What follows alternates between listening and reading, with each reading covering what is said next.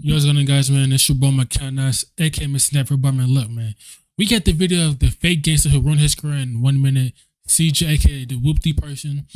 If you're new, man, hit that like button, subscribe, and share, man. We're on the road to 630 subs.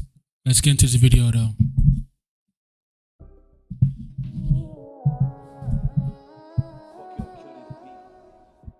When CJ dropped his song Whoopty on July 30th, 2020, it popped off immediately, which was pretty sus for a few reasons. I mean, for one, if we use the Wayback Machine, we can see that this guy barely had 40,000 subscribers on his channel when he somehow managed to pull in 7 million views on a video. A month later, it jumped to nearly 80 million. So how did this random Latino guy from Staten Island, New York absolutely decode the secret to going viral in the modern music era? Did he simply find the recipe to success that quickly? With rappers like Ice Spice, Chance the Rapper, and Baby Keem all being tagged with the Industry Plant label, naturally, people started wondering if CJ was next in line. However, is it possible to make the claim that he had just made a banger and it hit at the right place at the right time? Cause in interviews that surfaced shortly after the song's release, CJ claimed that Whoopty was nothing more than a random first attempt at making drill music. For the people that don't know, Whoopty was my first drill record I ever made in life.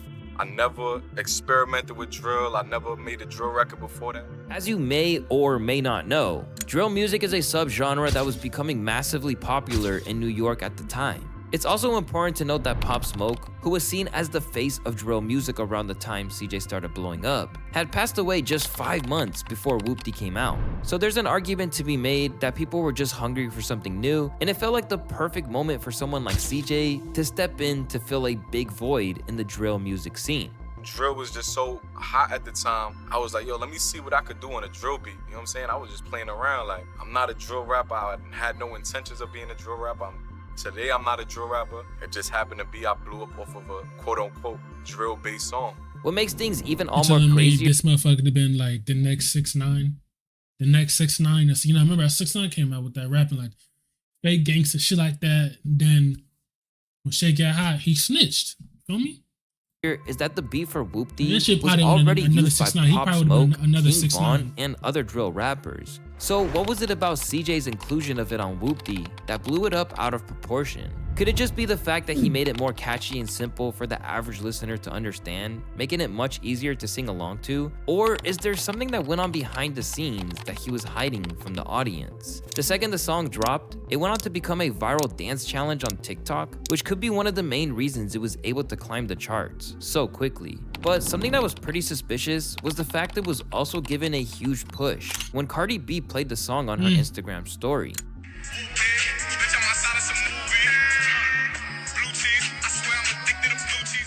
French Montana then made him an honorary member of Coke Boys with the gift of a chain. He then got legends like Busta Rhymes to feature on his songs, and even Mark Wahlberg was seen hanging out with this dude. So it's no secret that something deeper was probably going on behind the scenes. With all these people in his corner, it didn't seem too out of pocket when he said he wanted to be one of the greats. Although it was an extremely high bar to set for someone who had just a solo single on Spotify up at the time. While the Industry Plant allegations piled on CJ, things went from bad to worse when he did this genius interview that took place on November 27th, 2020, where he went on to discuss the meaning behind the word Whoopty.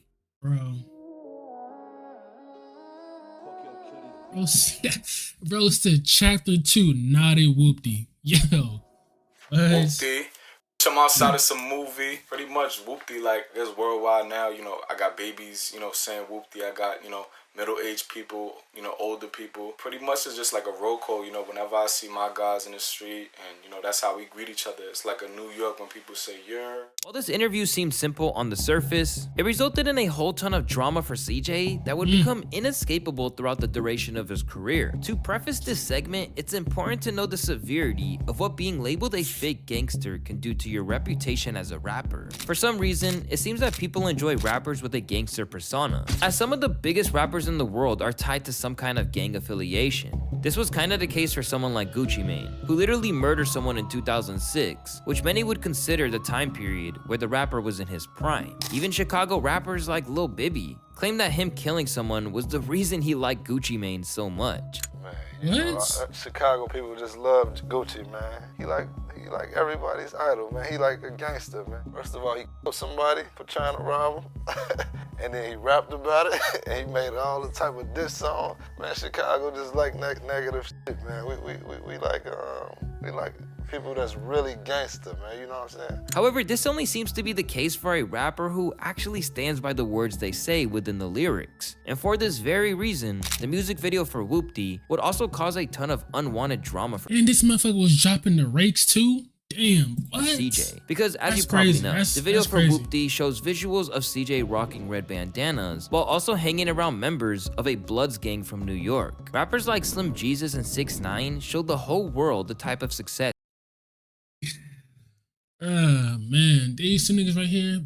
What? you can achieve by this marketing gimmick, which seems to perform even better if the rapper is not black. It's not just a coincidence that all of these artists' biggest songs just happen to feature a substantial amount of gang activity to help increase shock value. And speaking of 6ix9ine, he also had a hand in CJ's drama, but we'll delve into that part later in the video. Of course, these aren't the only reasons the song blew up, it also had a banging beat and a hell of a catchy hook. However, problems began to arise when people started to dissect what the word whoopty even means. And much to their surprise, it wasn't just some made-up slang, as CJ made it seem in his interview with Genius, but rather, the word had an incredibly dark history behind it. The Rap Dictionary defines whoopty to be a noun, meaning a gang calling, greeting, salute, or acknowledgement for New York Blood gang members. Upon further investigation and fan speculation, people began to question CJ's authenticity of being a real Bloods gang member. Whoopty is a slang that is closely linked to the Mac Baller Bloodhound Brims, which is a notorious gang in New York City that's been around since 2005. At one point, it was considered to be one of the most dangerous gangs in New York, according to a post that dates back to 2014. The Mac Baller Brims were known for doing some pretty serious stuff. For instance, some members actually kidnapped a dad, whose child is a prosecutor in North Carolina, all because they Bro, they kidnapped somebody's pops because he put somebody away for life in 20. Damn. were mad about the sentence one of their own got. And there's You mean another tragic pistol whip story them? of a 14-year-old That kid is who crazy. got mixed up in all this and ended up getting shot by the cops. It's also said that joining this gang could mean you've got to commit murder as your initiation. These incidents show the dangerous and risky world CJ was stepping into, and if he really wasn't about that life, he was making a big mistake for clout. And it's clear that CJ was definitely affiliating himself with this group, as people began to notice that he had referenced specific gang members from the Bloodhound Brims in his lyrics when he said, I got all this water on me like Fiji. I'm posted up with hats and the sleazies. in this line, Excellent. CJ is heard What does that mean? referencing sleazies, which is a shout out to a New York rapper named Sazmula, who is part of the Macballa family and goes by nicknames like Big Sleaze or Sleazy. Also, when the song mentions hats, he's once again referring to members of the Brim Gang Bloods. These are the kind of details that shifted the whole conversation. Suddenly, people started to question CJ's realness. They wanted to know if he was genuinely part of a gang, or if he was just borrowing their lingo and reputation to make a hit song and grab some attention. But at first, CJ didn't back down and was pretty sincere about not only being a gang member, but also the fact that he had simply made up the word whoopty. Besides claiming that he and his friends invented the word, he went as far as to filing a trademark to own the rights to the word whoopty. But this only What? made things worse. It eventually caught the attention of the leader of the Blood. Why would you file a trademark for the word whoopty? Bro, what? He really filed a trademark for the word? Alright, Bloodhound that's Brims crazy. LeBrim, who, despite being arrested for 30 years for narcotics trafficking and firearm offenses, took the That's- time to make a phone call and reference That's the same, CJ. y'all. That's really crazy. Yeah, Making this your count. boy Latik La Brim Johnson. So I'm gonna take a moment to set the record straight for you. I see there's a lot of controversy over this Whoopty thing. So first and foremost, CJ made a hot song, but the content that he used is not his content. So his foundation is based off a lie. He's not Whoopty. He don't know nothing about Whoopty. He went on to state that CJ knows nothing about whoopty, and that he literally stole the term, claiming that his song was disrespectful to the entire gang. That I heard the kid was trying to claim it as something that he made or that him and his dudes grew up with. I didn't appreciate the fakeness and the fraudulent with that. That to me, like, that was some fraud. That was some busted. Like, everybody know where Whoopty come from. He didn't even understand what Whoopty is, so I was very disappointed with that situation. Very. His phone call from I LeBrim don't had a know what quite that severe means. impact on CJ's street I don't know. cred, with more gang members and affiliates questioning CJ's authenticity. One user wrote a comment stating CJ owes them royalty percentages, while another claimed that New York Bloods were getting finessed. A member of the Bloods gang by the name of G5 Reels hopped on Instagram Live to fire more shots at CJ's inauthenticity. Gangster, you got around that been putting on for this shit for years, nigga. You got my bro up north for 30 years right now, nigga. Pull the fuck up 30 right years? now. Pull up. Damn. Cause it's not a game no more, bro. Like, With the industry turning against him, after they realized he wasn't about that life, the fans followed, and were now turning on him in the comment section. Most fugazi blood I ever seen. How has this dude not gotten clapped up yet? Only one song in, and CJ was facing his real first beef in hip-hop. But rather than it being a big publicity stunt to gain traction and new listeners, this one quickly got serious. As if things weren't bad enough, he'd soon be hit with allegations that he stole the entire flow of other MCs. If you're new to hip-hop, let me make it clear that this is one of the worst things you can be accused of. Biting another MC's bars or flows has been at the center of plenty of rap beefs over the years. So when two rappers named Busy Banks and 22Gs came out to say that CJ was a little sus and had basically jacked their whole style, it became another huge problem for him to deal with. Real CJ giving me 6. Bro, a lot of people steal people's flow. Like, bro, a lot of rappers steal other rappers' flows. Like, that's literally like a lot of rappers, bro. Come on now. 9 You cannot use Vibes, that. and Boy from Staten Island, the 6ix9ine safest Vibes, girl in I mean, NYC. I Heard he said ain't they even could be next whoopty for 6ix9ine. real. That CJ dude need to give me my credit, no cap. Busy Banks then said on IG, dude jacking my lingo and flow. I'm tired of not getting the recognition I deserve. I started this new wave of drill rap. Let's talk about it. Rather than being a vague accusation, people actually began to put together side-by-side comparisons to show how his style sounded next to Busy's. Check this out. Can't fuck with no bitch, that's basic. Look at my swag, the drip is contagious. can't fucking no hoe, that's basic. I used to run up chase and really break. Yo, Hop in the V, let's go for a ride. Wait, slide. She said she feeling a vibe. In the oh nah, hold on. immortal That shit words of sound Soulja the Boy, same. Word for word, bar for bar. 22Gs would then follow this up with a Whoopty remix titled Goofy, where he What? then went in on CJ. Leave a nigga like Hoffa. He won't even need a doctor, nigga who shot you. Not even whoopty. The song went viral, racking up Damn. nearly 1 million views, and fans were loving every bit of it. In a Reddit post discussing the disappearance of CJ, some fans claimed that 22G's diss was the nail in the coffin. But yet again, CJ think wouldn't it back was. down, and would keep pushing further into his gang member persona in a song called Hit Up, where he fires shots at 22G's gang, the Gangster disciples, as well as throwing up their gang signs with his hands in the video. I get you head up, no pop. Come to your block and set up shop. The song also went crazy, gaining 3 million views. However, his fans were beginning to worry about CJ, being that he was now putting his whole life on the line. Then on April 7, 2022, CJ made another bold move when he showed up to DJ Vlad to discuss the beef, claiming he would beat up 22Gs and Busy Banks if they kept dissing him. If it really came down to it, like, we could squabble, you know what I'm saying? Like, we could just get it on, you know what I'm saying? Like, if it's that serious, you know? And then he goes on Vlad TV. You know, everybody knows about Vlad TV. People watch the interviews and shit like that. He goes on Vlad TV and he says this.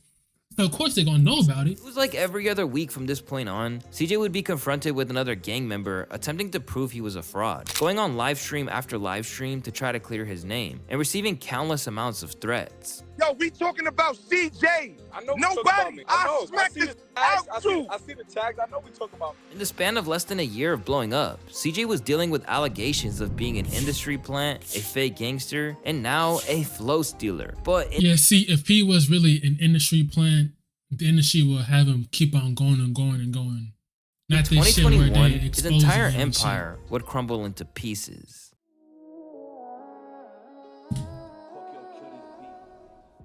In January of 2021, the table officially flipped on CJ when the Pitchfork news site published an article completely exposing him, titled, "New York drill rapper CJ is nothing but a shameless ripoff." In this That's article, they detailed that CJ's rise to fame wasn't just some random luck like everyone assumed, and exposed crucial details about CJ that no one knew about when they claimed that his uncle was James Cruz. For those who aren't familiar, James is a high-powered executive in the music industry. During his time at Violator Management, entertainment, he helped oversee the early careers of 50 Cent, Nicki Minaj, and Busta Rhymes, who, like I mentioned, gave CJ a pretty big feature early in his career. He also served as the president of Bad Boy Records for nearly 2 decades. The same Bad Boy Records that is run by Diddy and had French Montana on its roster for nearly a decade, which also okay, so that's how explains the French Montana cosign that I explained earlier as well. You see what I'm getting at here? Having a connection like that is huge because it opens doors. James's influence could easily get CJ's music played on radio stations, giving him an advantage most upcoming artists could only dream of. Now, here's another fun fact. One of CJ's first tracks was actually released back in 2018, the same time period that 6ix9ine was dominating the rap scene with hit after hit. Interestingly enough, CJ and 6ix9ine actually teamed up for a song called Pop that many people aren't aware of, as it was only released on SoundCloud. Fast forward a bit, and that collab came back to haunt CJ.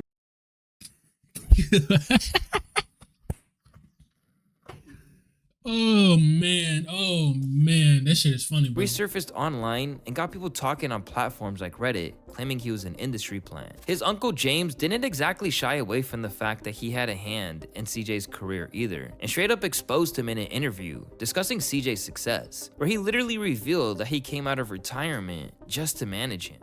And I said, okay, play me the record. They play me this record called Whoopty. I go, shit, you got a record. Like, you got one. Like, damn, I didn't expect that. And then I said, what else you got? He said, what else I need? It ain't gonna work with one record. What you want? What you want me to do? You want to perform on Carnival Cruise Lines in 30 years? Like, you need a body of work. Looks like Uncle James could have been onto something, as that's basically how his career played out now. As you will see, he basically told CJ his future. Still, he called in some favors to get CJ positioned for success. I'm gonna help the kid. I'm gonna help him. He deserves it. He's family. His pops called me and I gave his pops a promise and I spoke to his moms and I said, I got this. Get him a record deal. To make matters worse, James didn't even step aside after CJ was set up. He was heard telling his nephew what to reveal and what not to during interviews. Somebody said, shh. Yeah, oh, we ain't supposed to be talking about that? You gotta have 2 different album deals? It looked like he was trying to help him. When you're already suspected of He was trying to help him, but he only had, what, 1 record? And that blew up. You had to have more records than that lined up. Allowing another man to publicly tell you what to say isn't going to help things. Even if he was trying to put his head in the sand and ignore it, that didn't mean that a change in the public's interest in CJ was taking place. It didn't stop there either. Once the track's uncleared sample nearly led to Whoopty being taken off streaming platforms, Uncle James took out $80K of his own daughter's college fund to keep the track online. So even though CJ initially tried to paint himself as this self-made you cannot take it out of your daughter's college fund, bro. Rapper who did it without a deal or a team having made it to the top, the truth was much different than the story he'd sold to the public. Initially, CJ tried to move past the industry plan talk, just as he'd attempted to overcome the rumors of being a fake blood. There's no response. You know what I'm saying? I don't pay that no mind, you know?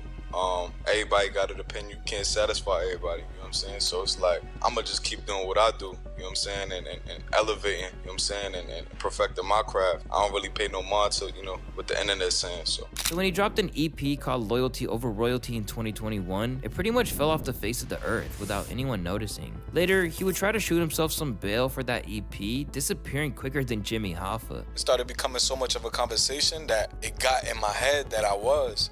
So I started making more drill music, you know what I'm saying? Because I was getting so much love from that movement that I was like, fuck it, I'm gonna do a whole EP of this shit, and I did. But then I realized, I'm like, yo, like, I gotta be me, and I can't get caught up in that drill shit. That shit came with a lot, bro. Basically, he tried to replicate this. You know what's crazy, bro? He can probably do Spanish music and he'll be even bigger. If he goes to Spanish music, he can be even bigger. I'm not the audience that had helped make that the Spanish community will love him. If he does Spanish music, and to make things worse, no one bought his excuses either. CJ ain't a real artist. He realized it when the Gangster started calling him out for jacking the style and ain't really about it. He faked it to be a blood, and he's a wannabe. His 15 minutes are up already. Fast forward to today, and he's still trying to dress up the fact that he chased a wave and had it backfire in every interview. When a label hears a song, they're coming to you like, tell me you have 5 more of these. Of course. Now, in the back of your mind, everybody's dream. Yeah, that's, you know. In the back of your mind, you'll probably be like, it's not the type of artist I am, but I did make the song. Exactly. Now, also, people in the streets are trying to bring you into, like... Exactly. I kind of just wanted to, like, stay away from that a little bit, you know what I'm saying? Get back to my melodic shit, jump into the Latin shit. do this, do that, just so I don't get that pigeonhole label. You know what I'm saying? I told you he can go to the Spanish music. The track he'll be Replica up got there. some viral success. It obviously wasn't enough for CJ though, because he's returned to trying to make drill tracks that tried to capture the essence of Whoopty's success. In some cases, he just basically copied the song to the letter, and the results are pretty ridiculous to be honest. Peep this clip of Dubai from August of 2022. You wanna cry Miami? Huh. Or you rather cry Dubai? Too fly. She said she love This my shit sound insane. Joe Budden once said, that shit was A 2-pack of In February of 2023, Warner had enough and severed their relationship with him once and for all. Users commented things like, took the hit and canned him, damn. The song was lit until the world found out he was fake claiming. In the months that followed, CJ tried to reframe it like it was his decision to leave with his masters because Whoopty was enough for him to recoup on his advance. But if Warner thought that there was any value left in him, they would have tried to lock him back in. Once again, people weren't buying it. Sounds like That's crazy. Hey, that's the video of the fake Gangster who ruined his career in one interview, man. He can really go to the Spanish music and he can get big off of there. Like, yeah. If I like that video, man, please like, subscribe, share, man. It's been your boy, Mickal. I'm out. I'm tired. I made a bunch of videos. I'm out, man.